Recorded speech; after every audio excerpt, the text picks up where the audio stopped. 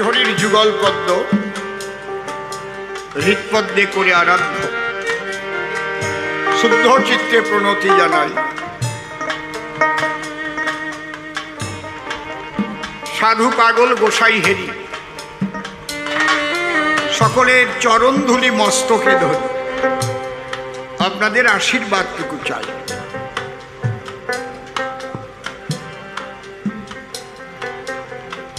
নাম আমার অসীম সরকার, সে নাম অর্থ পরিচয় দেওয়ার নাই দরকার।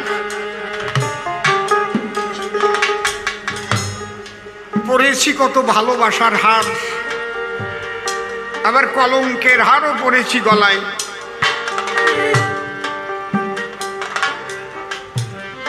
কেউ ফুলের মালা নিয়ে আসে, কেউ কথা বলে বুড়ো ভাষা। উচিত কথা বললে অসুবিধা হয় তার। তবে নেশা পেশা কবি গান জানেন যত ভক্ত প্রাণ, তার মধ্যে দিয়ে ঠাকুর আদেশ করেছিলেন দান। গোসাই তোমার এবার রাজনীতিতে আসতে হবে। অনেকে জানে না তো এই কথা। যখন ওই ঘর ত্যাগ করে এই ঘরে ঠাকুর আসেন, তুমি ছিলে আর ঠাকুর ছিল, এই তন্ময় ছিল, আর কেউ ছিল না। ঠাকুর একটা গামছা পরা ছোট, তখন রাতে 11টার কম বাজে না, মেলা রাত হয়েছে। ঠাকুর সব মালামাল নিয়ে এই ঘরে তুলতেছে।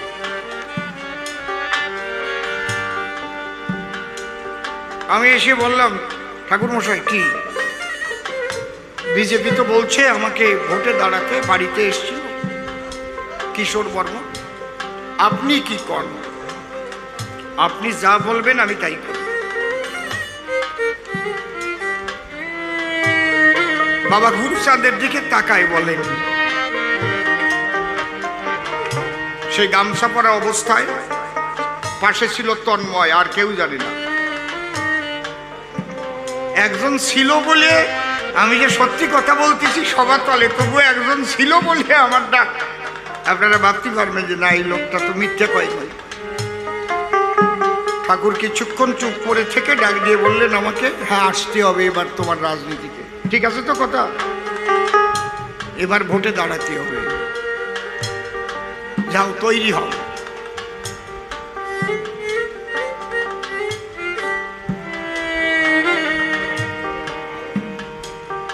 আগেও টিকিট ঘোষণার পরে আগে আসছি ঠাকুরের ধারে, সেই এমএলএতে যখন টিকিট পেয়েছি। এবারও যখন এমপির টিকিট পেয়েছি রাত 1:30টার সময় চলে আসছি তো আগে এখানে প্রণাম করে আশীর্বাদ নিয়ে গিয়ে, ঠাকুর মশাই শুয়েছিলেন, মা নেমে এসেছিলেন। ওনার শরীরটা তেমন ভালো ছিল।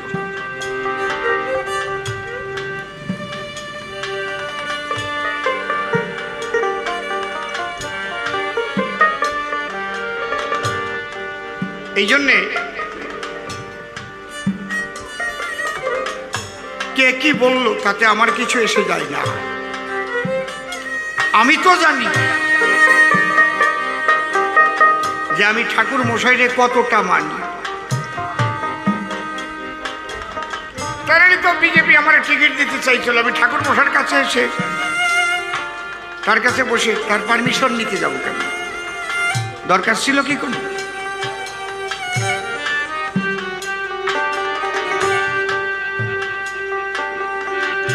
আজকে একটা প্রশ্ন করলো আমার দাদা ভাই, ঠাকুর হয়ে কেন রাজনীতি করে, তাহার জবাব চাই। ঠাকুর হতে গেলে সব গুণের উপরে রজগুণ থাকলে তারা রাজনীতি করে। হায় হায় রাজনীতি করে, হায় হায় রাজনীতি করে। ঠাকুরেরও ইচ্ছা ছিল না যে উনি রাজনীতিতে যাবেন, কিন্তু বাবা গুরুচাঁদ ঠাকুরের ইচ্ছা রয়েছে। তোমার ইচ্ছায় খাই, আমার ইচ্ছা চাই।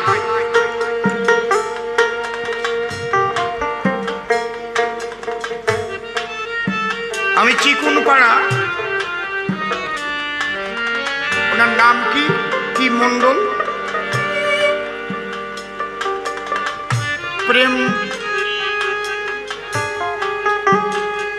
প্রেমচাঁদ চিকুনপাড়া। একবার আমি ওখানে কীর্তন গান গাইছিলাম, নাম কীর্তন, কবি গান। কোন বাড়ি? ওনার ওই এক পুত্রবধূ থাকে আমেরিকায়, উনি ওখানে কি স্বপ্নে দেখেছিল, আমারে দিয়ে সব গান গাওয়াইছে। তখন ঠাকুর অস্ট্রেলিয়ার থেকে কেবল আসছে, বেশ কিছু বছর আগের কথা বলছি। আমার স্ত্রী ওখানে এসেছিল, আমার স্ত্রীর গায়ে আবার কালি আসে, এ আর এক জ্বালা।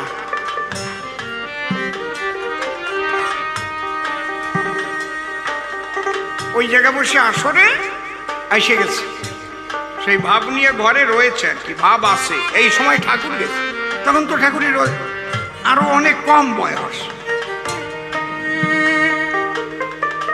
ঠাকুর দেখেছে ওখানে, ঠাকুর গিয়ে প্রণাম করতে গেছে যখনই তুই এখানে কেন? আরে তুই তো যাবি দিল্লি, তুই তো এই জায়গার না রে, তুই তো দিল্লিতে যাবি, তোর কপালে রাস টিকা রয়েছে, দিল্লিতে যাবি। সেই দিন বুঝেছিলাম ঠাকুর বাবা গুরুচাঁদের আশীর্বাদ ধন্য, উনি কিন্তু সমস্ত বাধা বিপত্তি অতিক্রম করে জেল খেটেও সেই রাজনীতির জয়ের নিশান উড়িয়েছে ভক্তবৃন্দের আশীর্বাদে। একা কেউ ছিল না সাথে, দমাতে কেউ পারে নাই। কি পারছে কি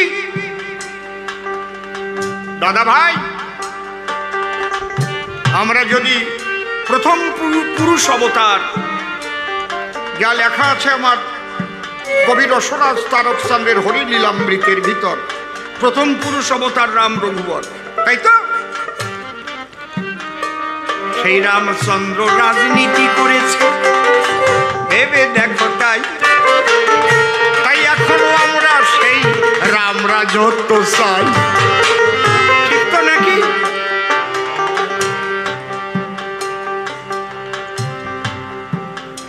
রাবণের বিরুদ্ধে যুদ্ধে হয়ে ব্রতী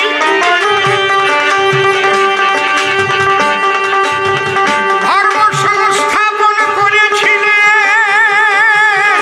আমার রাম রঘুপতি। হায় হায় রাম রঘুপতি, হায় হায় রাম রঘুপতি।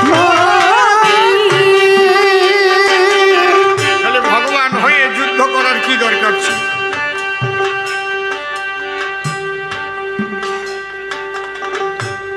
যিনি রাজা হবেন, রাজ্যাভিষেক হয়েছে, অধিবাস, এই টাইমে তার চলে যেতে হলো বনবাসে, তাই তো নাকি? আজও মানুষ সে রাম রাজত্ব চায়। তাহলে দাদা ভাই, আমি তোমার কাছে জবাব চাই, ভগবান যদি রাজনীতি করা খারাপ হয়, তাহলে রাজনীতি করলো কেন রাম দয়াময়? সে কি ভগবান নয়? রাজনীতি শ্রেষ্ঠ নীতি, যেমন পাতিহাঁস আর রাজহাঁস, মানে বড়, ঠিক না?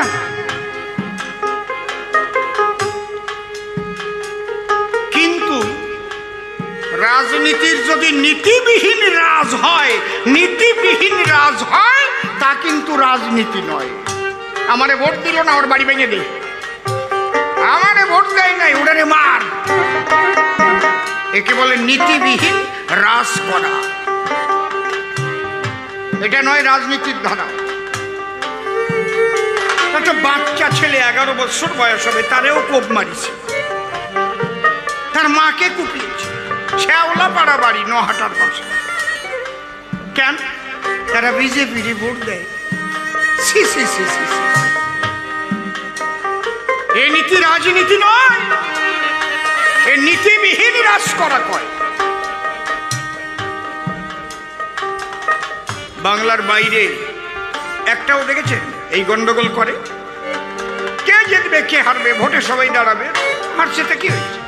উত্তরপ্রদেশে তো এবার কম আসন পেয়েছে, তাতে কি হয়েছে? মারামারি আরম্ভ করে দিয়েছে নাকি? এই ভোট দিলি না কেন? নীতি ঠিক আছে,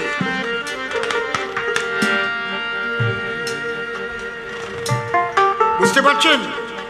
রাজনীতি শ্রেষ্ঠ নীতি। এই রাজনীতি করেছিলেন রাম দয়াময়, রাজনীতি করেছেন আমার কৃষ্ণ রসময়। হায় হায় কৃষ্ণ রসময়, হায় হায় কৃষ্ণ রসময়। কৃষ্ণ যদি রাজনীতি না করত তাহলে কুরু বংশ ধ্বংস হতো। কথা কোন দেখেন কি? অধর্ম দুর্যোধন তাকে ধ্বংস করবার তরে ধর্মরাজ যুধিষ্ঠিরকে কৃষ্ণ নিজে সমর্থন করে। হায় হায়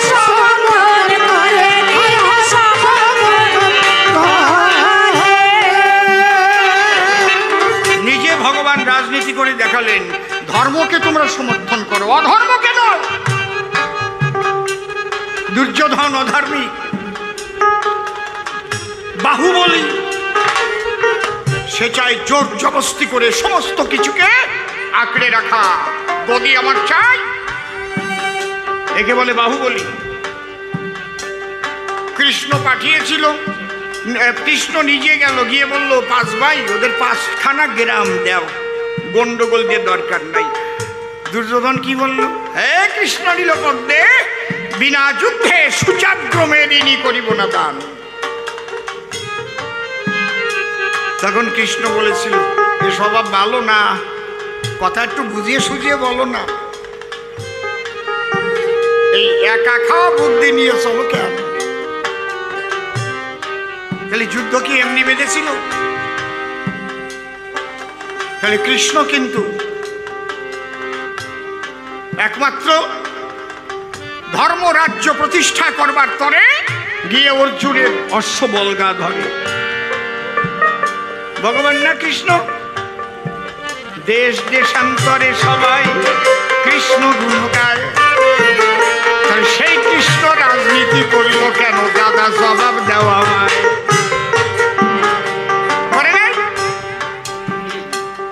চৈতন্য লড়াই করেছে অশুভ রাজনীতির বিরুদ্ধে,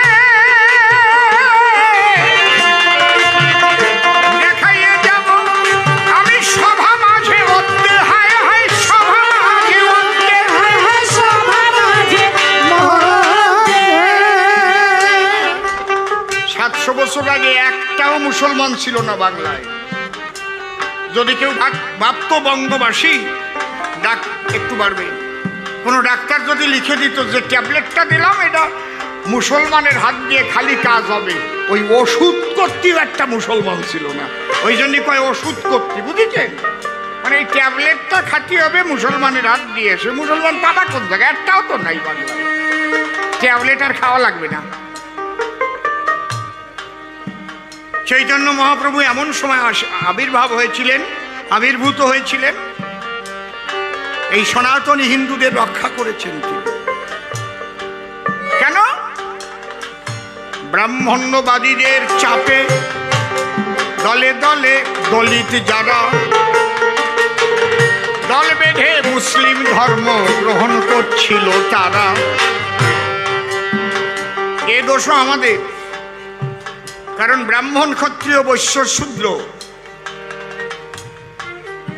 আমাদের শাস্ত্রে যেটা লেখা আছে ওইটাকে বাদ দিয়ে ইচ্ছা মতো এই বর্ণ বিভেদ করেছে।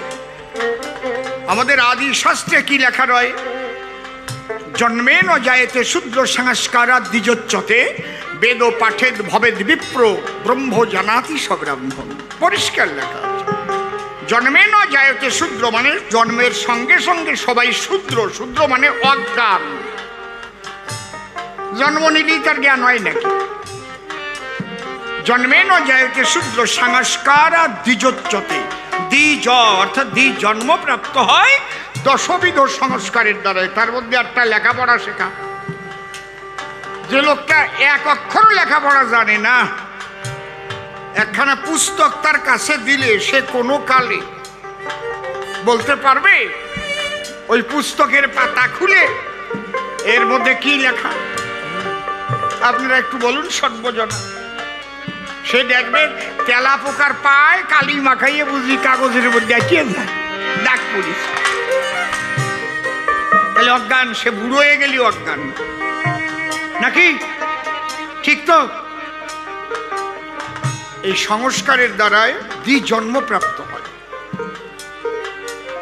জন্মে ন যায়তে শুদ্ধ সংস্কার আর দ্বিজোচ্চতে বেদ পাঠের ভবেদ বিপ্র ব্রহ্ম জানাতি সব্রাহ্মণ। সর্ববেদাঙ্গে যিনি অধিকারী, সর্ববেদাঙ্গ সম্পর্কে যিনি সম্পূর্ণ সম্যকভাবে ওয়াকে বহল, একমাত্র তিনি বেদমন্ত্র সঠিক উচ্চারণ করতে পারেন। তখন তাকে বলে বিপ্র, তখনও ব্রাহ্মণ নয়। আমাদের শাস্ত্রে বলছে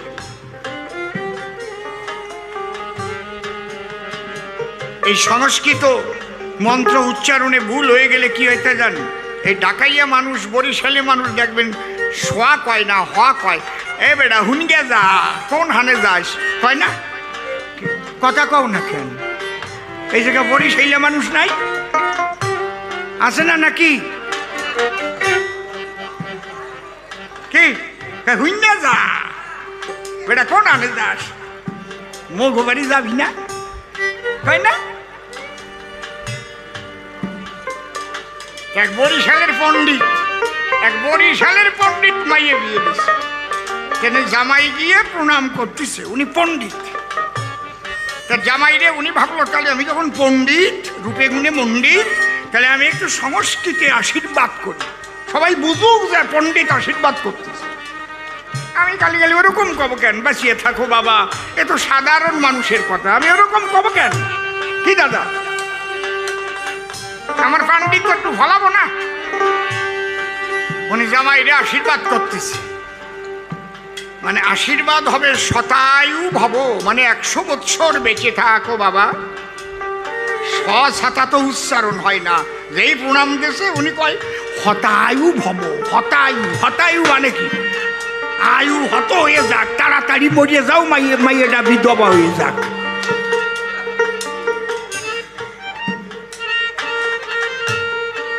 তাহলে শতায়ু যদি বলতে না পারে, হতায়ু হয়ে যায়, তাহলে কি হবে?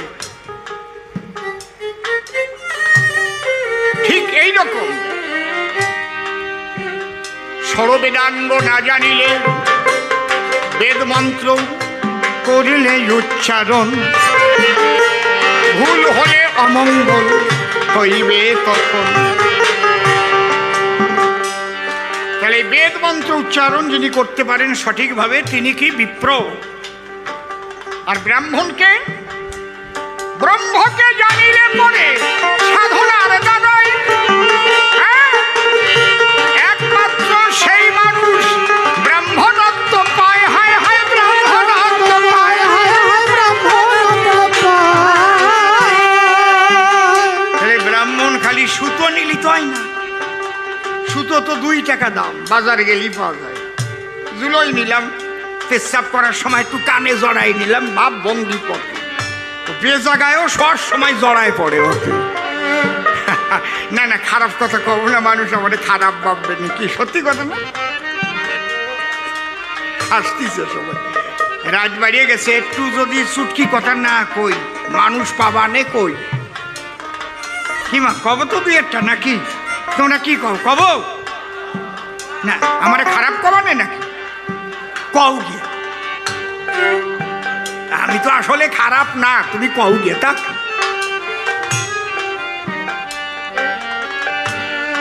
এখন তো সুতো গলায় থাকলি আর চক্রবর্তী বন্দ্যোপাধ্যায়, তারপরে কি গঙ্গোপাধ্যায়, উপাধ্যায়, সব ব্রাহ্মণ আচার্য, টাইটেল শুনলি ব্রাহ্মণ। বাবা তুমি টাইটেল পাল্টাতে পারো, আমিও কালকে এফিডেভিট করে অসীমানন্দ চট্টোপাধ্যায় হয়ে যেতে পারি। এভিডেভিট করলি ওই, কিন্তু গোত্র পাল্টানো যায় না। কোন হাকিম গোত্র পাল্টাতে পারে না। এভিডেভিট করলে গোত্র পাল্টানো। গোত্র হচ্ছে কোন ঋষি থেকে আমরা বংশ পরম্পরায় জন্মগ্রহণ করেছি, এটা কেউ পাল্টাতে পারে। তাহলে আমাদের কোন গোত্র জোরে কও, কি জানো না? হ্যাঁ, সপ্ত ঋষির এক ঋষি মরিচি, মরিচির পুত্র কশ্যপ, কশ্যপের পুত্র নমস, নমসের দুই পুত্র উরুবান, কীর্তিবান। আমরা সেই বংশের সন্তান। বুঝেছেন কি বলছি? এই জন্য গোত্র আমাদের কশ্যপ থেকে কাশ্যপ।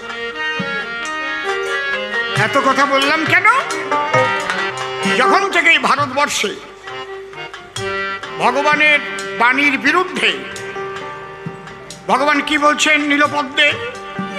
চাতুর্বর্ণ মায়া সৃষ্টং গুণ কর্ম বিভাগস।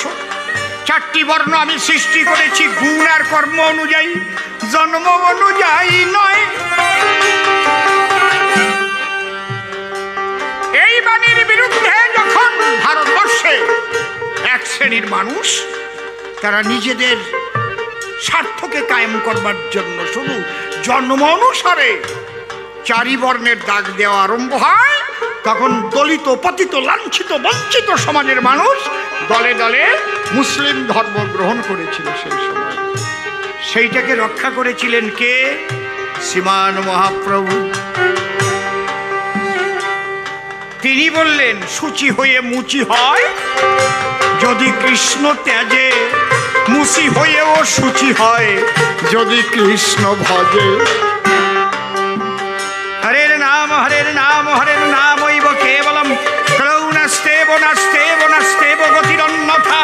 মহাপ্রভুর এই মুখের কথা, তোমরা যে চণ্ডাল হও, ব্রাহ্মণ হও, শূদ্র হও, যে যা হও, একবার একসঙ্গে সবাই বাহু তুলে হরি নাম দাও। হরিব হরিবল হরিবল। কাজীর অত্যাচারের বিরুদ্ধে উনি মিছিল করেছেন। খোল ভাঙার মাঠ এখনো আছে। কাজী তিনি যে অত্যাচার করেছিলেন তার বিরুদ্ধে মিছিল করলেন। স্বয়ং চৈতন্য ঘরে বসে থাকেন নাই তিনি এই মানুষগুলোর জন্য। তারপর হরিনাম প্রচারে গেছে। এখনো খোল ভাঙার মাঠ আছে নবদ্বীপ। হরিচাঁদ ঠাকুর হরিনাম দিতে অবতীর্ণ হল। হরিনামের দ্বারাই মনের ময়লা দূরে চলে গেল। হায় হায় দূরে চলে গেল, হায় হায় দূরে চলে গেল। জামা কাপড় ময়লা হলে ধুয়ে লাগাও ইস্ত্রি, ঘর বাড়ি পুরানো হলে তাতে লাগাও মিস্ত্রি। মনের ময়লা যাবে কিসে ভেবেছ কি তাই? হরিনামের সাবান ছাড়া যাওয়ার কায়দা নাই। হায় হায় যাওয়ার কায়দা নাই, হায় হায় যাওয়ার কায়দা নাই। মনের মধ্যে যে ময়লা জমা করে আছে, বাইরের কোনো জল সাবান দিয়ে তাই দোয়ার কায়দা আছে? আছে?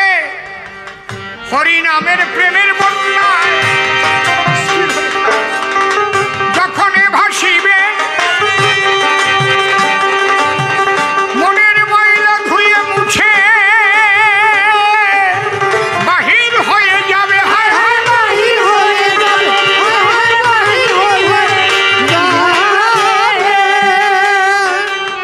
তাহলে হরিনামে তো মনের ময়লা দূর হয়ে গেল। বাবা গুরুচাঁদের উপরে হরিচাঁদ যে ভার দিয়েছিল, যাদের দলিত, পতিত, লাঞ্ছিত, বঞ্চিত করে রেখেছে, প্রথমত তাদের জন্য শিক্ষার অধিকার আদায় করো। শিক্ষিত না হলে তো রাজনীতি করা যাবে না, দেখেছেন? আগে যেন শিক্ষার আলো এবং পরিশুদ্ধ জ্ঞান ভিতরে জাগে।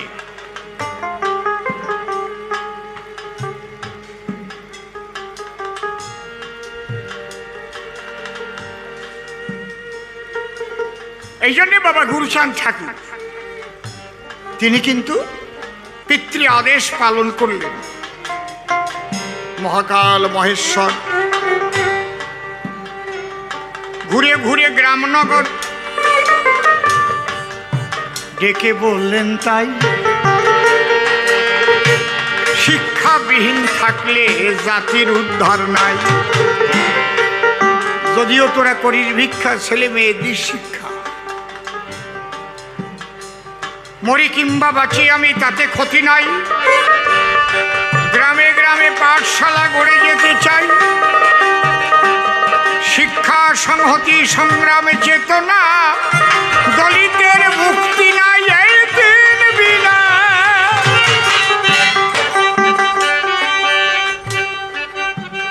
তারপর তিনি রাজ শক্তি, রাজ ক্ষমতা অর্জনের কথা বললেন। কত বড় দূরদৃষ্টি সম্পন্ন মানুষ, মানুষ হইতে এসেছিলেন। তাই বলছি,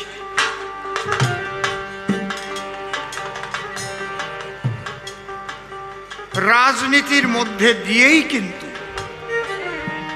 সমস্ত মানুষের উন্নয়ন, সমস্ত মানুষের কল্যাণ, সর্বদিকের কল্যাণ, সর্বদিকের উন্নয়ন একমাত্র রাজনীতির মধ্যে দিয়ে আপনি করতে পারবেন। হরিনাম করে প্রেমাপ্লুত হয়ে প্রেম ও সাগরে আপনি নিমজ্জিত থেকে নিজের আত্মতুষ্টি লাভ করবেন। কিন্তু একটা না খাওয়া মানুষের মুখে অন্ন আপনি দিতে পারবেন না। যে মানুষটার আস্তে আস্তে বাজা ধীরে ধীরে আলাপ কর, যে মানুষটার কাঁচা বাড়ি তার সার দিতে আপনি পারবেন না। পারবেন? যে রাস্তাটা ভাঙা সেই রাস্তাটাকে আপনি সারাই করে দিতে পারবেন না। পারবেন? যেখানে একটা ব্রিজ দরকার সেই ব্রিজটা আপনি করে দিতে পারবেন না। রাজনীতিটা কতটা মূল্যবান, যে জন্য বাবা গুরুচাঁদ ঠাকুর স্বয়ং মহাকাল ভগবান তিনি এই রাজনীতি করার কথা বলে গেছেন। ভাবতে গেলে একা একা আরো ভাবিয়ে যে তোলে, রাজনীতি করার কথা বাবা গুরুচাঁদ গেছেন বলে। বাবা সাহেব আম্বেদকর তিনি গণপরিষদে যেতে পারতেন কিনা তা আমার জানা নাই, যদি বাবা গুরুচাঁদের জন্ম না হতো। আমার কষ্ট হয় যখন আমি বাবা সাহেবকে যথোপযুক্ত সম্মান জানিয়ে বলছি, যখন দেখি বাবা গুরুচাঁদকে ছোট করে বাবা সাহেবকে বেশি বড় করে তোলা হয়, তখন আমার কষ্ট হয়। আমার এই সমাজের মানুষ এরা কি জানে না, এরা কি বোঝে না? বাবা গুরুচাঁদের ফসল মহাপ্রাণ যোগেন্দ্রনাথ মণ্ডল। হরিচাঁদ গুরুচাঁদ না এলে বরিশালের ওই ছেলে, ওনার ভাগ্যে কি ওই উচ্চশিক্ষা মেলে? কথা কন না কেন? সেই যোগেন্দ্র মণ্ডলের দ্বারাই বাবা সাহেবকে এনে উনি বাবা সাহেব যেখানে 85% ওনার সম্প্রদায়, মাহার সম্প্রদায়, সেই জায়গায় ভোটে দাঁড়াইছিল, হারিয়ে গেছিল বাবা সাহেব। দুমড়ে মুচড়ে ঘরের মধ্যে গেছে।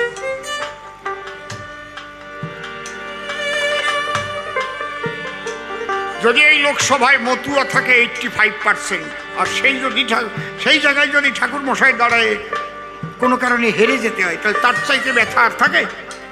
তাহলে কি ব্যথা নিয়ে বাবা সাহেব ঘরে ঢোকে একটু ভাবিয়ে দেখেন। 85% ওনার লোক, যাদের জন্য তিনি চৌদার পুকুর অভিযান করলেন, যাদের অধিকারের জন্য তিনি লড়াই করলেন, তারা হারিয়ে দিলেন ব্রাহ্মণ্যবাদী চক্রের দ্বারা। সেই বাবা সাহেবকে মহারাষ্ট্র থেকে বাংলায় নিয়ে এলেন কে? আমার গুরু সাহেব আন্দোলনের ফসল মহাপ্রাণ যোগেন্দ্রনাথ মন্ডল। এই বাংলা থেকে তিনি তাকে গণপরিষদে পাঠালেন। বাবা যায়, যখন ভারত ভাগ হয়ে গেল তখন তো উনি যেখান থেকে ভোটে দাঁড়িয়ে জয়লাভ করে গণপরিষদে গিয়েছিলেন সেই জায়গাটা পাকিস্তান হয়ে গেল। তাহলে বাবা সাহেবের এখন যাকে এমপি বলা হয় তখন বলা হতো গণপরিষদের সদস্য, আর আমাদের এমএলএ বলে, আর তখন বলা হতো এমএলসি। অটোমেটিকলি ওনার গণপরিষদের সদস্য খারিজ হয়ে গেল। পাকিস্তানের থেকে জিতেছিল, তখন তো আর পাকিস্তান ছিল না, অবিভক্ত ভারত ছিল। দেখেছেন খেলা কি? যে কংগ্রেস ওনার চিরশত্রু, শোনেন নারী নরে, তাদের দয়ায় গণপরিষদে যেতে হলো পরে। হায় হায় যেতে হলো পরে, হায় হায় যেতে হলো। দেখেন রাজনীতির ব্যাপারটা কি। তাহলে বাবা গুরুচাঁদ ঠাকুরের বাণী, সেই বাণীকে সর্বপ্রথম এই ঠাকুর বংশের সেই বাণীকে সফল করেছেন কে? আমার বাবা প্রমথ রঞ্জন ঠাকুর। আজকে তারই বাবা হরিচাঁদ ঠাকুরের ষষ্ঠ পুরুষ। আমরা কত সৌভাগ্যবান। আমার বাবা শ্রী শান্তনু ঠাকুর মহাশয়, এবার কিন্তু অনেক মন্ত্রীরা বাদ দিয়েছে, হেরে গেছে, কিন্তু আমার ঠাকুরের মন্ত্রিত্ব ঠিকই আছে।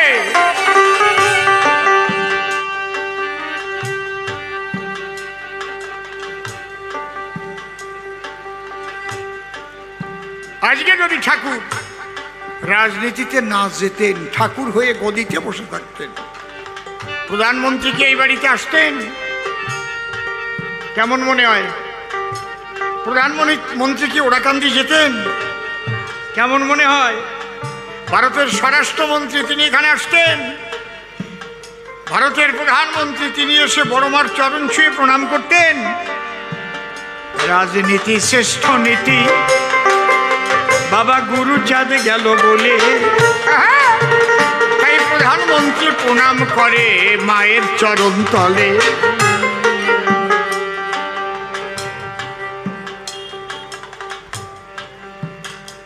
আজকে ঠাকুর মশাই রাজনীতিতে গিয়ে কি হয়েছে? আমাদের বিরাট লাভ হয়েছে।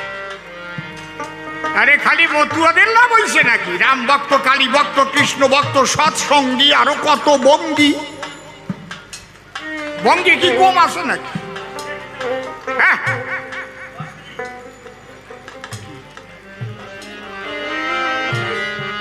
আমার আর 10 মিনিট আছে। আচ্ছা, তা দেবো, কেন 10 মিনিট দেব না, কিন্তু আমাকে জন্য যেন কয়টা আলু সেদ্ধ ভাত রান্না হয়। একদম একদম। একটু পরে ঠাকুর মশাই এখানে আসিবেন, নিজের হাতে প্রদীপ প্রজ্বলন করিবেন। বাহ, আজকে যারা বসে আছো তারা কত ভাগ্যবান।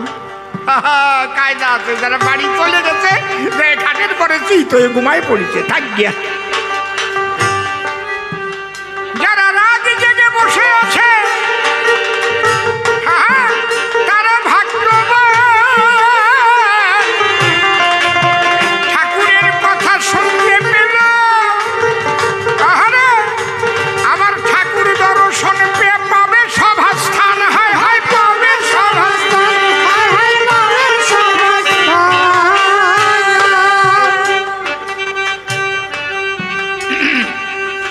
সবচাইতে উদ্বাস্তুদের বড় সমস্যা হচ্ছে যেটা ছিল নাগরিকত্ব সমস্যা। যে মিথ্যা কথাগুলো বলে বলে উদ্বাস্তুদের ভুলানো হয়েছিল, ছোট যার ভোটার কার্ড আছে, আধার কার্ড আছে, প্যান কার্ড আছে, রেশন কার্ড আছে, তার আবার সিএর দরকার ডাকে।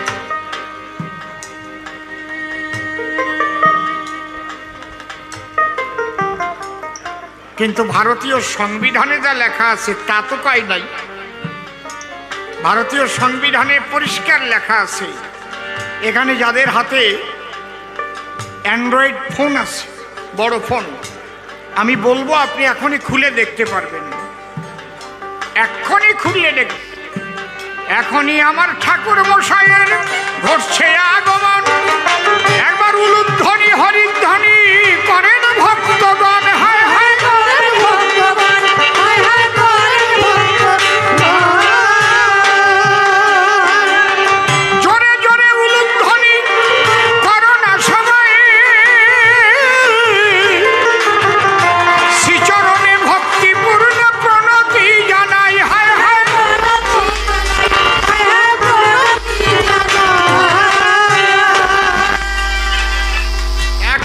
একাধারে রাজা, একাধারে ঋষি, আমার ঠাকুর মহাশয় একবার উলুধ্বনি হরিধ্বনি দাও তোমরা এ সভায়, হায় হায় তোমরা